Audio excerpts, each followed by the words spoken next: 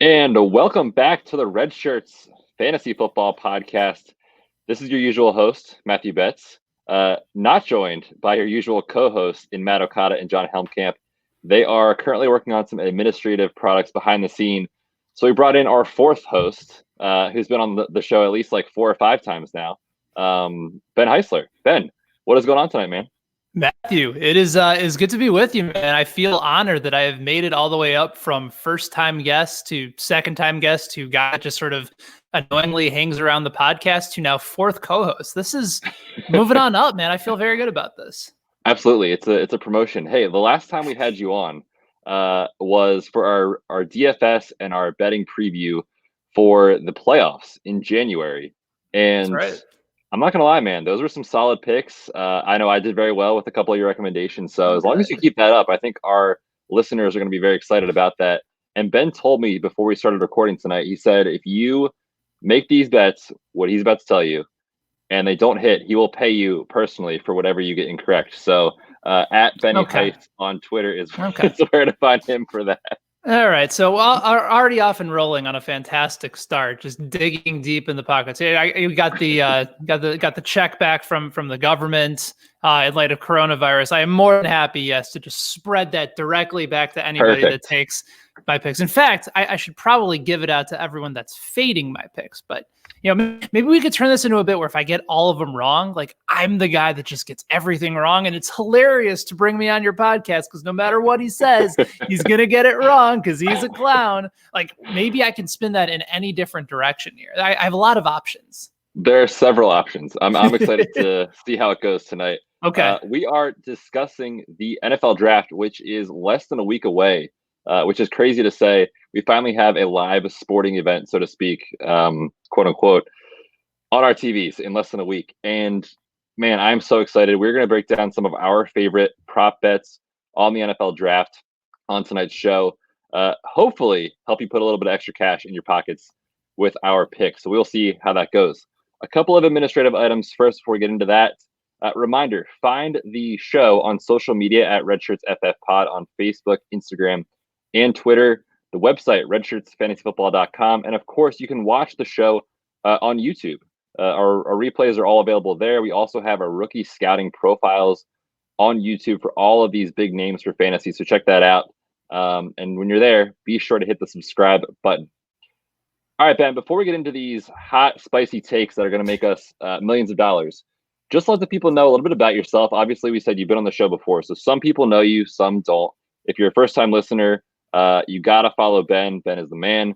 Ben, where can people find you, and what have you been working on? I've been working on what feels like 1,000 different things, but if people want to go and find sort of the hilarity that I try to put out on the tweet machine, it's at Benny Heis, BENNYHEIS, and then the same is applicable on Instagram, except usually it involves more goofy stuff that my 11-month-old is doing at the time. So more of the sports related stuff is on Twitter. More of the sort of weird, wacky stuff is on the Instagrams. But I was host of Fantasy Football Sunday here in Kansas City, where I've lived for the last 6+ years, for about 4 or 5 years. And then I eventually moved on to run a DFS startup called Fantasy Sports Markets. And sort of in the process of working there, we started to move forward towards the sports betting side because we started to see the writing on the wall. PAPSA got overturned, and consequently, we knew that sports betting was going to start to slowly and surely take over in the form on a state-by-state basis. So I wanted to be prepared. I knew that was going to be the next element of where this business was going, and it was already a passion of mine anyway. So I've been writing, covering, doing broadcasts, live streams on sports wagering, sports betting, and a little bit of DFS as well. And that's all over at Benny, on Twitter at Benny Heis. And then lately I've been doing some writing over at actionrush.com. A lot of more information-based stuff as far as line movement goes, especially for the NFL draft. That's been a big key over there. So yeah, you can read my work over at actionrush.com, but definitely give me a follow on Twitter at Benny Heis. Definitely, man.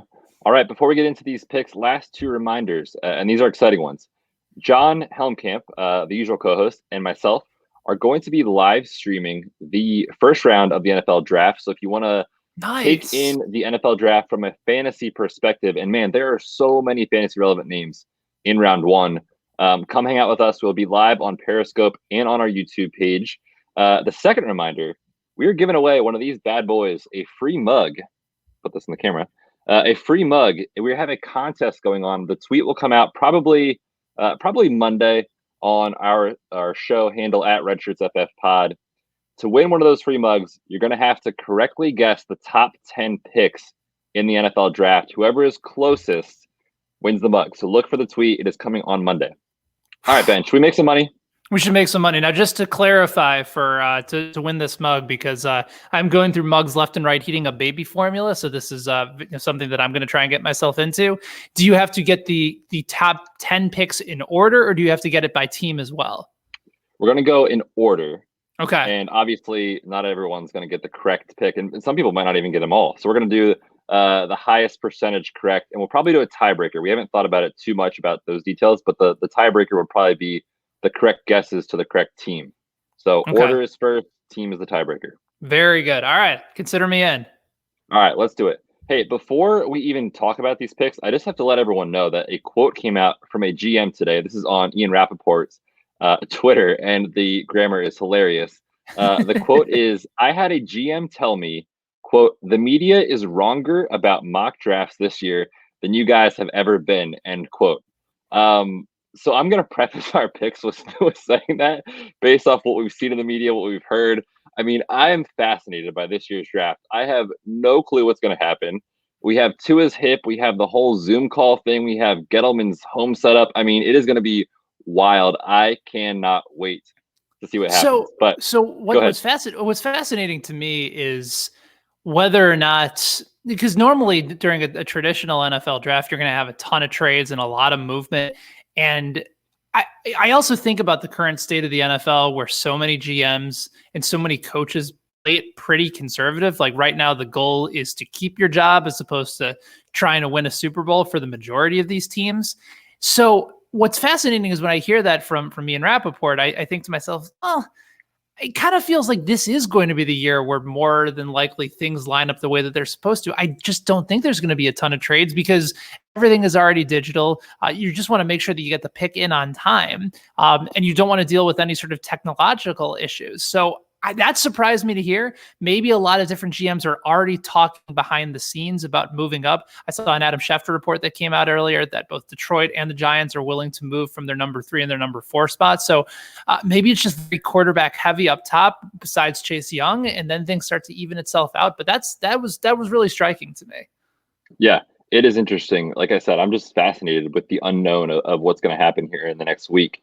But let's take our content, our first picks to those top few picks. And we both looked ahead. We have done these on DraftKings Sportsbook and FanDuel Sportsbook primarily. So that's where our lines are coming from. We're going to look at the top 3 players selected in order. And you and I both put this down on the doc, so we like it quite a bit. I found on FanDuel the order being correct as Joe Burrow, Chase Young, and then Justin Herbert to be plus 370, or the same 2 picks, Burrow and Young, and then Tua to be the 3rd pick at plus 230. Now, Ben, you just alluded to it. The Lions are shopping their pick at number 3. So are we going to see a scenario here where a quarterback is taken and you should just bet both of those to see which one is correct, and either way you're going to come out in the green? Yeah, I think that makes a ton of sense. And by the way, those odds that you found on FanDuel, you actually get slightly better odds currently at the moment on DraftKings Sportsbook. So what I found was Joe Burrow, Chase Young, Tua Tagovailoa was actually coming in at plus 425 as opposed to plus 230 on FanDuel. And then if you're looking for Burrow, Young, and Justin Herbert, that's coming in at plus 550 on DraftKings compared to plus 370. So right now, if depending on where you are in the country, DraftKings for that particular bet, the first 3 in order is probably the way to go. If you also just want to do the more traditional route and you think Detroit isn't able to move that pick, you can still get positive value on Burrow, Young, and Okudah at plus 110. So you can still win $110 on a $100 bet. That's just one of those where I feel like it's got to be some sort of combination of those 3, and you can be a little bit more risk averse despite knowing that there's going to be some theoretical movement. Detroit's fascinating to me, Matthew, because I don't think they're looking for a quarterback, but I also have seen a lot of reports that are indicating that they might want to take Tua just in the event that maybe just they're ready to move on from Stafford and they don't necessarily have to rush to get Stafford out. They can go ahead and bring Tua along at the right pace. Maybe they bring on somebody who's a really solid player in Okudah, but then maybe they're kicking themselves later knowing that they had a chance to get arguably the 1B to Joe Burrow when 100% healthy. So I don't think it's completely out of the realm of possibility that somebody like Tua, or maybe even somebody like Herbert, goes to Detroit. I just envisioned that it would likely be Tua just because of more of the intangibles, more of somebody that I feel just sort of fits in better with sort of what Matt Patricia might be looking for. Yeah, that's a great call. And I like all these bets for sure, because I think you can make money if you bet smartly on each of them. Right. Meaning if you don't bet a ton of money on, let's say the Herbert one, and then you bet like a little bit on the Okudah one, and the Okudah one wins, obviously you lose money. But if you're smart about how you divvy out those wagers, you can come out in the green if you bet all three. Now, I will say I like the Herbert selection as a dark horse, and obviously the odds show that, because the Patriots have been in discussion with the Lions over the last 24 hours or so about that draft pick. And there was a report about 2 days ago that the Patriots absolutely love Justin Herbert. Now, do we ever trust the Patriots? No, of course not. No. But I'm going to trust that maybe that's correct and see what happens with that pick. So either way, with those three, I love all three. I think they're great selections because the top two seem pretty locked in at this point. You just have to have that third one hit. And I think those are the three possibilities. I don't think there's going to be anyone else that is taking that third spot. So you might as well put a little bit on each. And obviously one of them should hit in theory. Yeah, I think you're spot on. And especially too, like, even if it ends up being Okudah, like there's a logical rationale behind it. Like Darius Slay no longer with the squad. Okudah, the best cornerback in this draft by a pretty wide margin. So Detroit, if they don't trade the pick, and they're set with Stafford, like that's the dude. Because Chase Young's going to Washington, and Burrow. And I know that our guy John Helmkamp had some theoretical reports that say that Cincinnati might trade the pick. I know those have quieted down a little bit, but I trust the information that John might have. Either way, just Okudah makes a ton of sense. But if you think they roll the dice and try and move something on a quarterback, or they trade that pick, that adds a little bit of stability to that bet. Yeah. Shout out to John, man. He put himself out there. He knew it was going to happen when he sent that tweet. For sure. Yeah, shout out to John. And I have to defend him. I did see the actual information that came through that he was referencing. So It was not just John blowing smoke to everyone out there that blew up his Twitter, and we knew it was going to happen. No, and he's not that type. He's not that type of dude either. Like, I get he's not a reporter, but he takes in a lot of information. He talks to a lot of people, and so I trust that decision that he made, knowing that if it's good information, he trusts the source to go ahead and put it out there. And again, here's the thing: even if it's the source didn't have the right information, there's so much BS with coach speak and GMs just trying to send out smoke signals to try and move guys around anyway. So even if Rappaport were to put that thing out there, who knows how accurate or credible it would have been. Yeah, for sure. All right, man. I want to move over to like another bet that's pretty similar to what we just talked about, because it has the same player involved. You like throwing a little bit of juice on Tua to the Lions for the same exact reason we just talked about. Go ahead and touch on the odds there, and then why you like that bet so much. So one of the fun things about working in the sports wagering content business, and also sort of on the affiliate marketing side, Action Rush is an affiliate marketing partner with DraftKings and FanDuel Sportsbook and BetMGM. What's cool is that you're content partners and you work with them. And again, it's not like this is private information, but a lot of this sort of helps you create content around the information that's coming out. So in Tua to the Lions, again, like it is a bit of a reach, but at DK Sportsbook, you can get that right now at plus 1,400. And right now, Tua to Miami is the most popular pick that they have. But according to DraftKings Sportsbook, only 8% of the bets is on Tua to the Lions. So nobody really thinks that's going to happen. However, 19% of the handle or the money that's being bet is on Tua to the Lions. Now, maybe professional bettors think that's just a really good value at plus 1,400, but there's a reason that they're putting their money down there. And that's why I think with the sharp action really siding towards Detroit, second only behind Miami, which has just a ton of the betting percentage and a ton of the handle. Watching that discrepancy for two of the Lions at 1,400 feels like a pretty worthwhile gamble if you're going to even just put a few dollars on it. And again, maybe Detroit is in that situation where they feel like they want to go ahead and take a chance on a possible franchise quarterback. And Tua kind of fits that description, especially if they don't want to kick themselves. So I think that's a noteworthy risk to be able to go ahead and say, yeah, Tua to the Lions at plus 1,400, considering where the sharp money is coming in. That's a very interesting bet for me. Yeah, it's worth $10, right? See what happens. Yeah, 10 to win 140. It's not gonna kill you, and if you hits, you're doing dances in your living room. So I like that a lot. I also like, for that same reason, to kind of transition to the quarterbacks. I like the Patriots. Their first position to be taken is a quarterback, and we just talked about the potential with them talking to the Lions about that trade. That value is at plus 300. And I think that type of wager, especially given the juice on it, plus 300 is worth kind of a dart throw, again, for the same exact reason. So I like that value there quite a bit. Let's move our discussion over to other skill positions, maybe the running back and wide receiver. One thing that we've been talking a lot about on the pod here is our rookie rankings for fantasy. Now, from an NFL perspective, it seems as though DeAndre Swift is the favorite to go over Jonathan Taylor, at least based off the odds. We have DeAndre Swift coming in at minus 167 on DraftKings, and Jonathan Taylor at plus 200 to be the first running back taken.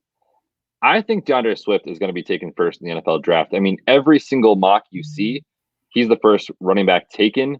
And I feel like that's not a terrible price to pay. Now, of course, if we had done this show 2 weeks ago, the line was better. It was at minus 125, and I'm kicking myself for not taking it. But I think I still might go in on this one because of the fact that every single mock you've seen so far and every ranking that you see out of these top level analysts have DeAndre Swift above Jonathan Taylor. What are your thoughts on that specific wager there, Ben? Yeah, it makes a lot of sense. And, a couple of the mocks that I've seen, which also makes sense, is DeAndre Swift being taken at the end of the first round to Kansas City with pick number 32. You think about how Andy Reid, and you as a longtime Philadelphia Eagles fan have seen this, just how well running backs that have a really versatile skill set, that are good pass catchers, that can run a lot of these different screens that you like to have into big chunk yards. Like DeAndre Swift really hits that profile exceptionally well. And you're right, from a grading perspective, he didn't put up Jonathan Taylor type numbers. Cam Akers is another guy that people feel really good about the raw athleticism. Same with J.K. Dobbins. But Swift sort of hits all the different levels that you want out of a modern day NFL running back who can run between the tackles, who has breakaway speed, who can catch the ball out of the backfield. So I think it makes a lot of sense. And yeah, it might be a little bit more on the heavy side compared to where it was before. But I just think from a grading perspective, he's on a different tier. Like we talked about in fantasy drafting, you draft in tiers. You make sure that you get the guy in that top tier before moving on to the next wave. I think DeAndre Swift is probably in a tier of his own. And I think he has a chance to probably be the lone running back taken in the first round, which also might be an intriguing bet that I'd have to try and figure out what the odds are for that. I imagine somebody like DeAndre Swift would probably be at least plus 275 or so. Yeah, I forget the exact number because as I was making my picks here on the show doc, I actually closed out after I made them because I was like, I'm pretty sure this is where I'm going to land. And as soon as you were talking, I was like, I should have left that open. So you might as well, if you think he's going to be the first running back taken, you might as well put some juice on both, because if he's taken, it's either super early in round 2 or back end round 1, like you're saying. And it is, I remember it is plus money, and it's pretty good plus money too, to be going in the first round. So actually, and this is sort of what I just pulled up on DraftKings. So I'm not sure if you found it on DK or on FanDuel. What I'm looking at right now is for total running backs drafted in the first round, it is set at 0.5. So right now, DraftKings believes that DeAndre Swift is going in the first round because right now the over 0.5 for total running backs drafted in the first round is minus 250. So if you think teams are going to wait and Swift, Jonathan Taylor, Cam Akers, those guys get drafted in the second, go ahead and take the under at plus 200. But normally on that sort of a prop, If it's just between 0 and 1, that's likely an indication that a lot of bettors think that somebody like Swift is going in the first round, or a team is going to move up to get somebody like Swift. So you're taking a little bit of a risk at the same time. If it's also running backs, and running backs have found themselves to be a little bit more versatile, and you can get more late round value for them. So plus 200 for no running backs to be taken in the first round. I'm debating just putting a little something on it, even though I feel like Swift is going to go in the first. Yeah, it's exciting for fantasy, not let alone for sure. Wagering, for sure. For sure. I'm super excited to see where these running backs go. Let's kick it over to some wide receivers that you and I both have on our list here. I'll kick it over to you first. Tell me why you're excited about Jerry Jeudy going to Jacksonville. I just feel like it's a good fit. I feel like he's going to be the first wide receiver off the board. You can get him to Jacksonville at plus 1,800. And that's also where you can also get him at plus 121 as the first wide receiver drafted. I think he stands out ahead of CeeDee Lamb. I think he stands out ahead of Ruggs from Alabama. Jeudy just does everything really, really well. And I just like the fit for Jacksonville. I think they're still looking for somebody to sort of fill that Allen Robinson type of role. Over the last couple of years, he fits that description. Jerry Jeudy was on Mel Kiper's mock to go to Jacksonville, I believe, as the first wide receiver off the board. And again, you think about Miami, they probably are okay at the wide receiver spot. Chargers are great at the wide receiver spot. Carolina in terrific shape there with guys like DJ and Curtis Samuel. Arizona has 1,000 wide receivers. They just got DeAndre Hopkins. So it would make sense for me for Jacksonville, especially now that Gardner Minshew is running the show. If they're not going to get him some help on the offensive line, if they're not going to try and make a possible replacement on defensive end or defensive tackle, Jeudy, if you believe he's the best wide receiver, you have a chance to start the run on wide receivers as opposed to try and play catch up. So I think the move makes a lot of sense. And Jacksonville's sitting there at 9, and you can get it for plus 1,800. Again, they're just $5 on it and hope that it hits. Yeah, it's a great way to think about it too, because you also, like you said, think about what the Jaguars need. It's a lot. But for sure, if they go wide receiver at 9, they also pick again in the first round at, where is it? Let me scroll here, at 20. And obviously they need help on the defensive side of the ball with letting go guys like Jalen Ramsey. They need linebacker help for sure, defensive line, etc. So there's a lot of ways they could go, which kind of makes it a really intriguing pick, because it's not like they're penciled in or even in pen to go line or go quarterback like some of these other teams are. So that is a really intriguing pick. I like Henry Ruggs to be the first wide receiver taken, and it mostly goes along with if your indication of the Jaguars doesn't hit, because I think the Jets are locked in on Henry Ruggs. So this is one where, they're both not going to hit, right? If Jeudy doesn't go to the Jaguars, I think Ruggs is a lock to go at 11. To the Jets, there's been some rumblings that they're in love with this guy and that they're locked in on him. And honestly, I think it makes perfect sense. They have not had any playmakers for their young quarterback, and they're just letting him fail and fail and fail again. And maybe you could say, let's go offensive line here. It's probably the smarter move, but I don't know, man. It's the Jets. They need playmakers. Their wide receiver 1 is Rashad Perryman. I don't know what else there is to say about right. that. And you can get Ruggs on DraftKings Sportsbook to the New York Jets at plus 600. So it's definitely, they're the third team behind Denver, San Francisco, the Raiders, and the Jets. And obviously San Francisco would be a really intriguing fit for Ruggs. And I think the Jets are picking 2 spots ahead of them. So all the more indication that, especially if Jeudy goes early to Jacksonville at 9, there's a possibility that CeeDee Lamb could still be on the board for them if they feel like that's a more all-around complete player. But yeah, I think Ruggs is one of those guys that a team might consider even trading up for, just because they fall in love with the speed. That's exactly what I was going to say, man. The NFL, they just love speed. There's a reason John Ross was taken in the top 10 of the NFL draft just a couple of years ago. Teams are trying to find their next Tyreek Hill. Fall in love with that. Exactly. Yeah, exactly. And the next bet that I think goes perfectly with those that we just discussed, with Henry Ruggs specifically, that I like a lot, is that draft position. The over-under set at 13.5. The under just minus 104 on FanDuel. The two teams we just talked about, the Jaguars need a wide receiver. The Jets need a wide receiver. They're picking 11. The Raiders need a wide receiver. They're picking at 12. And the Niners also could use some speed. They're picking at 13. There's a show doc that Ben and I are going off of. I highlighted my favorite one in green. I almost made this like extra green with like 7 highlights. Like, I love this bet. I don't know how this doesn't hit, which means of course he's going at like 22. But I don't know, man. There's just too much to love about the teams that need wide receiver and where that line is. I think there's a very, very, very good chance he's going before pick 13. And the line, of course, 13.5. What are your thoughts on that bet? I think it makes a ton of sense. And the only way that I'm trying to talk myself out of it is just the pure number of wide receivers that are available in this draft. And we might get into this a little bit later, but if all of a sudden NFL teams start to believe to themselves, we can get a second or a third round quality wide receiver in the 4th or 5th, or we can still get a bottom tier first round wide receiver in the 2nd or 3rd, just because of the depth in this year's draft. So we're going to go ahead and take the second best inside linebacker off the board, or we're going to go ahead and take a top 2 offensive tackle, because there's a limited amount of those positions.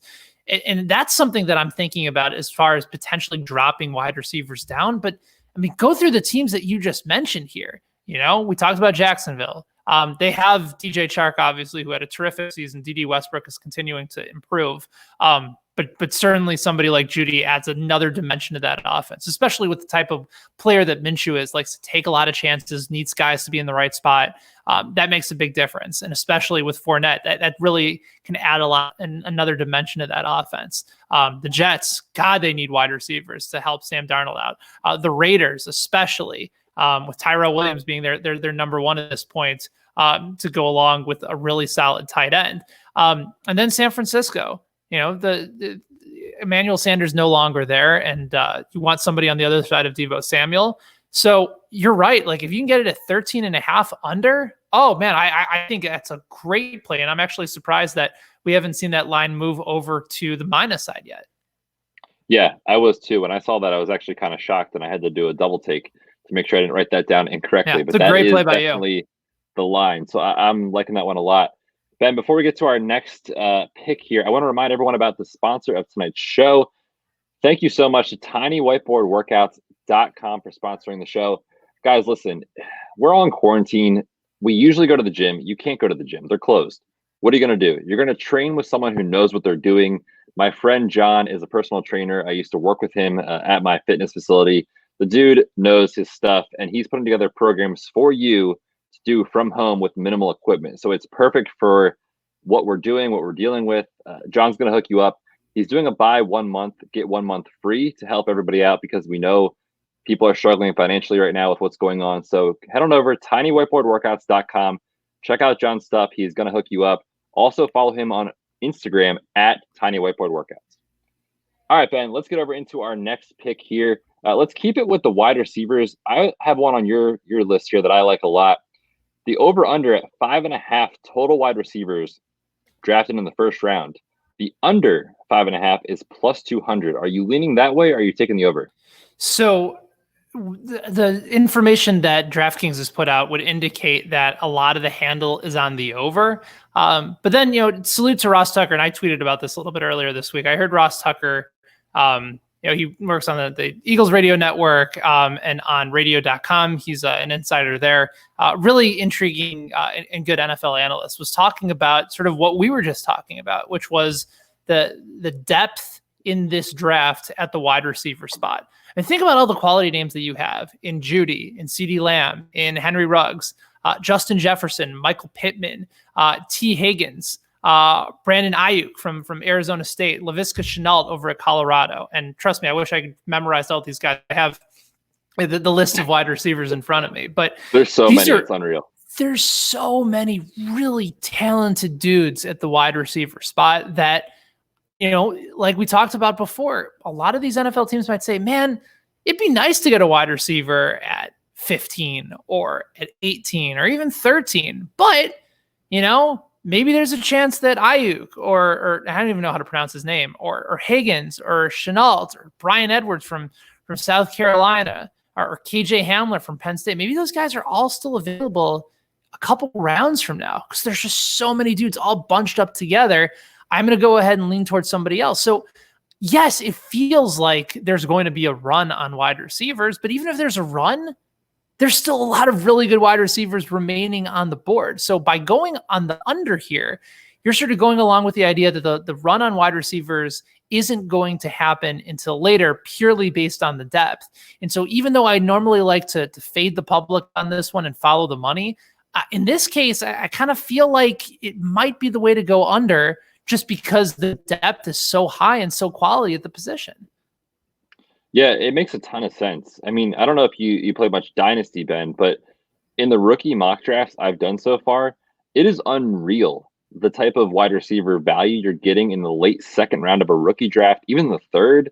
Like you said, Brandon Ayuk, KJ Hamler, I mean, T. Higgins, all these guys are falling into the second round of our rookie drafts, which tells you that in the NFL draft, they're not all going in round one. There's going to be a ton of round two, round three value wide receivers available.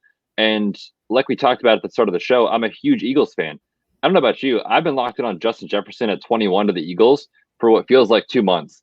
But we need linebacker help. And there's a realistic scenario that they pass a wide receiver and let a linebacker fall into their lap and get one in round two. So I think it's a great point that the depth is just so remarkable. Like it's unreal. I can't remember a draft like this.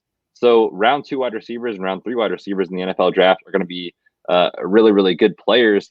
And I think teams could go that route, because if you look at, the big three in Ruggs, Judy, and Lamb, they're all going round one for sure. For sure. After that, it's kind of a question mark. I mean, 4, maybe 5. And so, yeah, to have to take 6 players at the 5.5 mark to go in the first round, I think that's kind of unlikely to hit. So I really like that call quite a bit, actually. I hadn't even thought about it until you started talking about it. So that's a great call. What's crazy about it, too, is that you might see 4 of those wide receivers go before the end of the first half of the draft. Like Denver, Mel Kiper has Justin Jefferson. And then you're thinking like, oh, crap, like I just took the under on 5.5 and there's still, 16 picks left. But again, if the Raiders theoretically take a wide receiver, they're not going to take another one at 19. Miami is okay. Dallas is fine, especially that they brought back Amari. Jacksonville, we assume that they already picked a wide receiver. You have Philadelphia, but they have other needs. Minnesota, they just, I suppose they could go wide receiver there too, but especially after the Diggs trade. Yeah. Especially, but they have 2 draft picks. So I think it'll be close. And it's probably part of the reason that you're seeing it at plus value on the under. But again, like if teams just think the value is there and they want to go actual best player available, maybe that means that these guys get pushed down a little bit. Yeah, this is one that if you bet this, you're going to be sweating.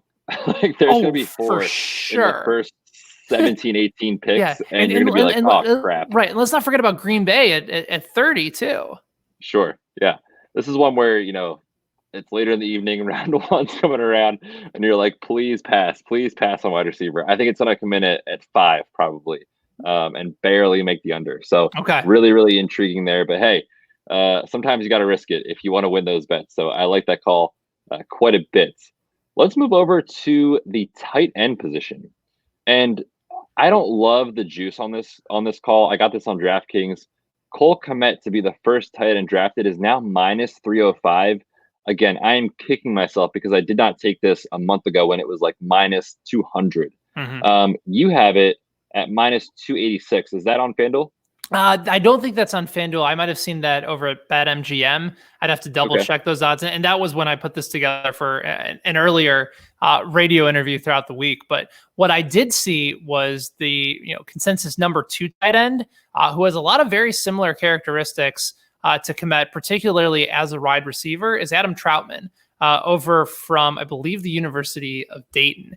And Dane Brugler, who covers the draft over at The Athletic, actually has Troutman as his number 1 tight end. Now I'm looking at Daniel Jeremiah's big board. He comes in at number 3 with Harrison Bryant over at Florida Atlantic, graded slightly ahead of Troutman, was still Cole Kmet up at the top. So if you wanted to go with somebody like Troutman, if you feel like a team in the second round that maybe has a little bit of room to run with, just wants to take a chance on a guy that's going to be probably in sort of a similar mode as Evan Ingram, just a guy that's not going to do a whole lot of blocking, but just a really good receiver. The difference is that Ingram was coming from an SEC school and Troutman's coming from Dayton. But if you believe that he's going to be that guy, just a really good over the middle option as a receiver at the tight end spot, you can get it plus 700.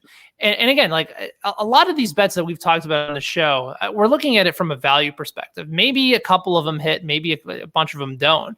But you're looking at it from A, following the money, where a lot of the sharp action is going, and B, like this is sort of in the event that this hits, you're sitting pretty, especially knowing that there could be some more positive movement. You're jumping early on some of these bets. So if Troutman starts to get talked up a little bit, especially this week, don't be surprised if all of a sudden that number goes from plus 700 down to plus 500, plus 450 or so. So right now, if you can get it at plus 700, I believe on @BetMGM, you might be sitting pretty. Yeah, that's a sneaky bet. I like Troutman a lot, especially from a fantasy football perspective. He put up gaudy numbers at Dayton. Again, hard to say how well it'll translate, but Dallas Goedert played in the FCS, and obviously you know how good he is now in the NFL. So these guys can make a huge impact at the next level. That's a really sneaky bet.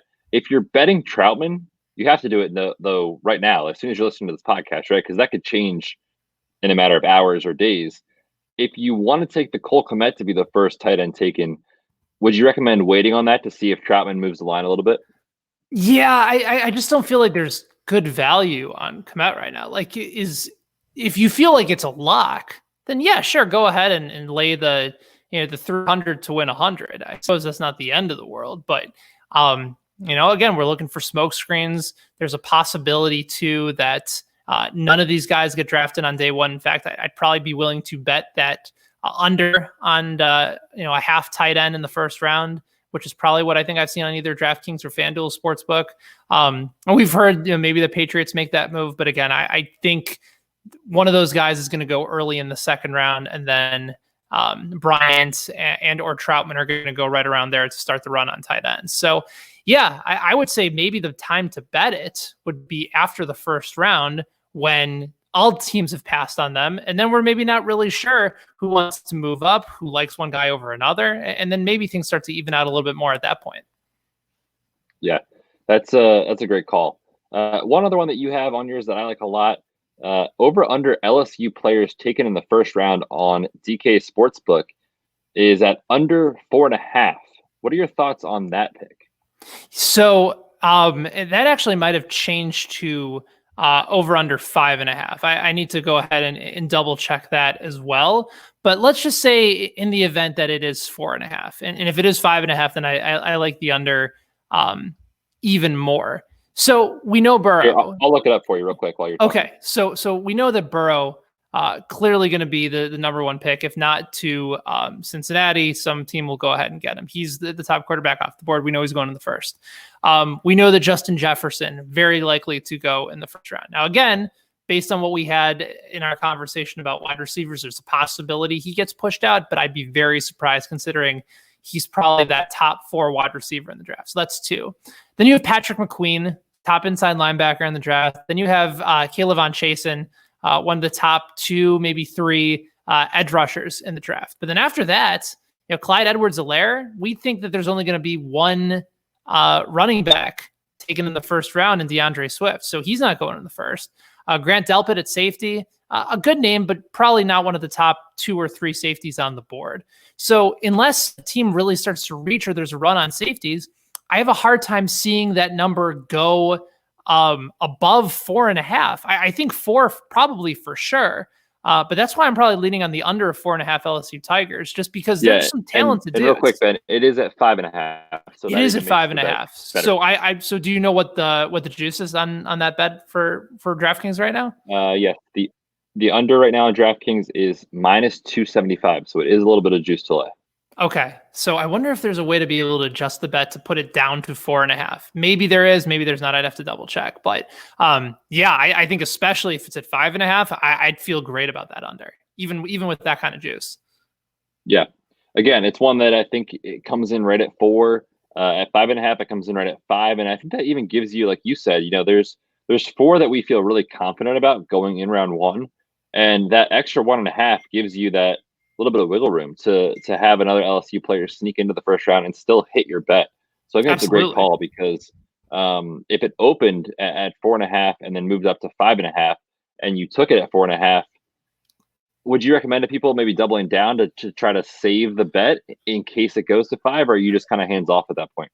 Again, I think it just sort of depends on how invested you are in that pick. Like if you're hedging NFL draft picks, I I don't know if I'm necessarily ready to get there yet, but yeah, if you took it at 4.5 and now all of a sudden it's moved up to 5.5, I feel very good about that under, but I wouldn't tell anybody to put some major money on it.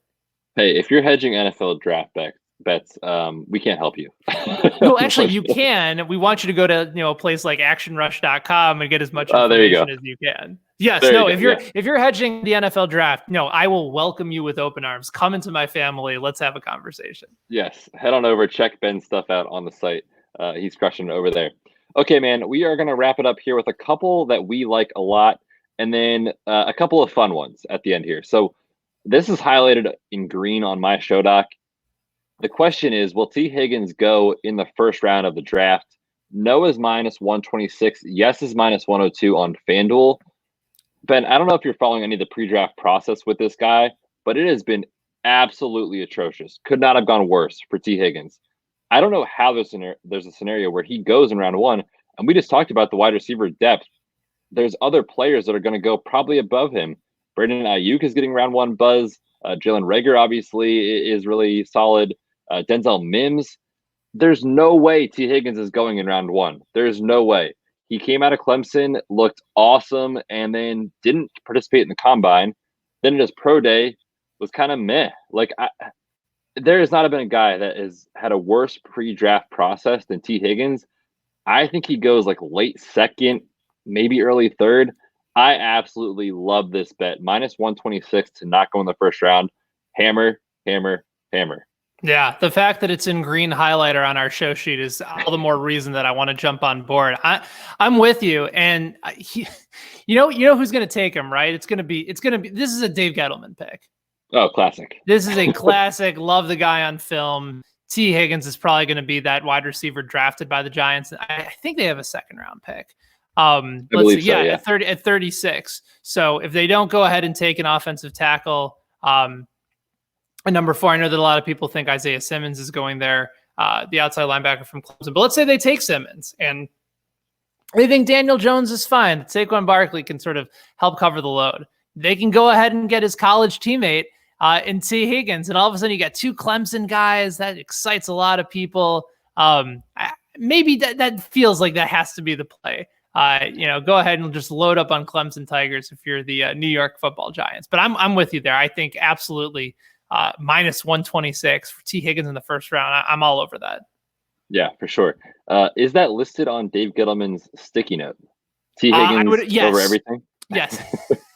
Draft Clemson players, yes. period. In parentheses, wait till second round. Yeah, and just to speak to that real quick, if they don't draft an offensive lineman, a tackle, with that pick in the first round, I'm going to be so sad for Giants fans. You draft Daniel Jones at the 6th pick, Saquon Barkley at the 2nd pick. Protect your backfield. You have to get a lineman at that spot. But hey, we will see what happens. All right, man. We will wrap up the show here with a couple of fun bets. Tell me who the first player taken off the board, which presumably is going to be Joe Burrow.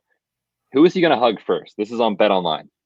Yes, this is on Bet Online. Who will the number 1 overall pick hug first? You have mom at plus 110, dad at plus 250, the girlfriend at plus 300, but she may not even be there due to social distancing. Friend, same thing, plus 700. Sibling, plus 700. The sibling is actually a little bit of intriguing value because you know that everybody is going to be in the house together, considering the quarantine currently going on. Maybe the girlfriend is there, but I'm not entirely sure. What I do know is go back and watch the film. When Joe Burrow ended up winning the Heisman, he ended up giving the bro hug to all the different guys that he was nominated with. It just happened to be a matter of who was around him at the time. He was sitting with them. But then when he walked over to find his family, mom was the first one there to get that hug. So my thoughts are that mom is going to get that hug first. I think that's imagining where they're setting the line. They saw the same tape that I did. So if you can get plus value on it, I think mom gets the number one hug from the number one overall pick.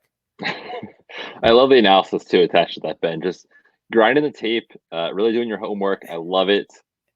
But the thing is, the tape can get you in trouble too. Like I went through the tape for Demi Lovato for the national anthem, and I thought to myself, "Oh, this is going to be a clear over on the minute 56 that was initially put out." I think it even got moved up to 2 minutes, and I felt even better about it.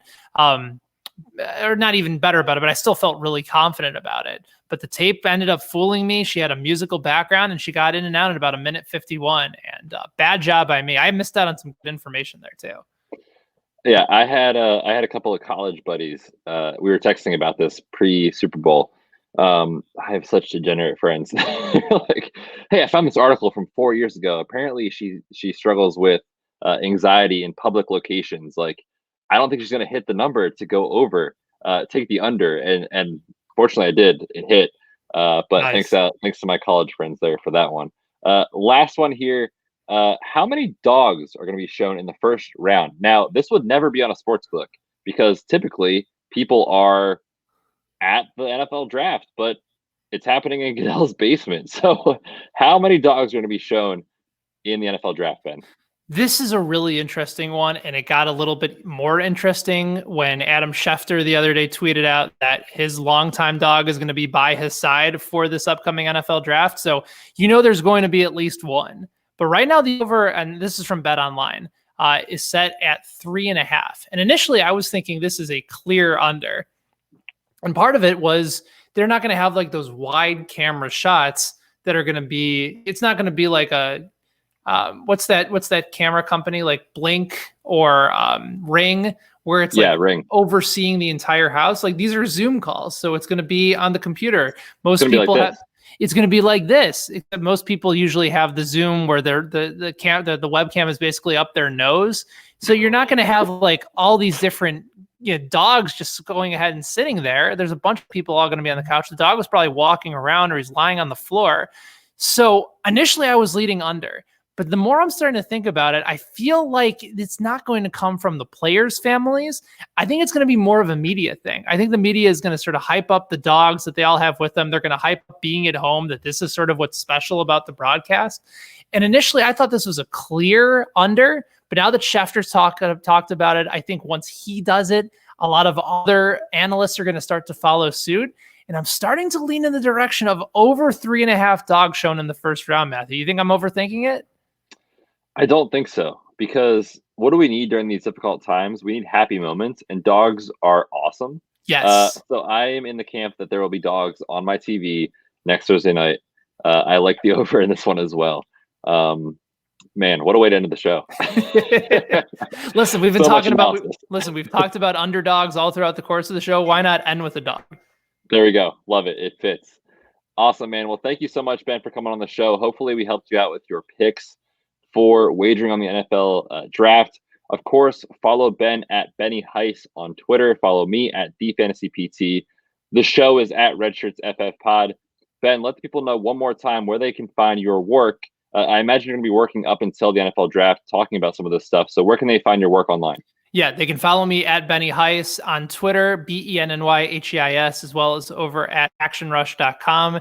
And also, something to keep an eye out for. We'll have a fun little announcement coming up for something really entertaining the night before the NFL draft. I'll have an announcement at Benny Heiss. You're going to be a part of it, as well as another member of the Red Shirts team, and some really big names in the NFL media world, in the fantasy sports world, some even the sports wagering world. A lot of us are getting together and do something really fun the Wednesday night before the draft. So further details, I highly encourage you guys to give me a follow at Benny Heist when we make that announcement official. Yeah, I've seen the list of names that are involved in this event. I am a small fish in this pond. It is going to be awesome. So many cool names. You guys are not going to want to miss that. So check it out. Follow Ben.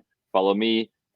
John is at Dynasty Beard. Okada is at Matt Okada. Of course, the show is at Red Shirts FF Pod. Find us on social media. Interact with us. Let's talk. Let's talk NFL draft. Let's talk rookie draft. Let's talk fantasy. Find us there. Until next time, we are the Red Shirts.